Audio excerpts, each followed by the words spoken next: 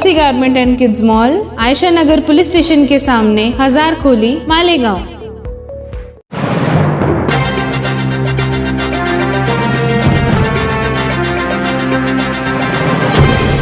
देखते रहिए the prime news Abdul Rahman के साथ। अगर आप भी कारोबारी पेशे से मुंसलिक है और शहर में नकदी लाते ले जाते रहते हैं तो फिलहाल आपको एहतियात बरतने की जरूरत है। लोकसभा इलेक्शन 2024 जारी है, जिसके लिए शहर, गांव, देहातों, कस्बों के दाखिली रास्तों पर जगह जगह नाकाबंदी की गई है। इस नाकाबंदी का मकसद न सिर्फ इलेक्शन में वोटों की खरीद फरोख्त के लिए इस्तेमाल किए जाने वाले पैसों पर रोक लगाना है, बल्कि गैर कानूनी तरीके से इस्तेमाल किए जाने वाले हथियार और शराब और नशावर चीजों के लाने और ले जाने पर सख्त इक़दाम उठाना भी है। रात मालेगांव सेंट्रल में शिवाजी पुतले के करीब ऐसी ही एक फ्लाइंग स्क्वाड ने नाकाबंदी करते हुए शहर में आने वाली गाड़ियों की तलाशी मुहिम शुरू की। इस रास्ते से गुजरने वाली सभी 4 व्हीलर गाड़ियां, जिनमें मकामी और बैरूनी सभी गाड़ियां शामिल थी, उन्हें रोककर तलाश किया जाने लगा। साथ ही साथ गाड़ियों की तफसील भी जमा की जाने लगी, जिसके बाद कुछ देर के लिए माहौल में सरासीमगी फैल गई। कुछ ड्राइवरों के चेहरों पर हवाइयां भी उड़ती दिखाई दी, मगर जितनी देर हम वहाँ खड़े रहे किसी भी गाड़ी से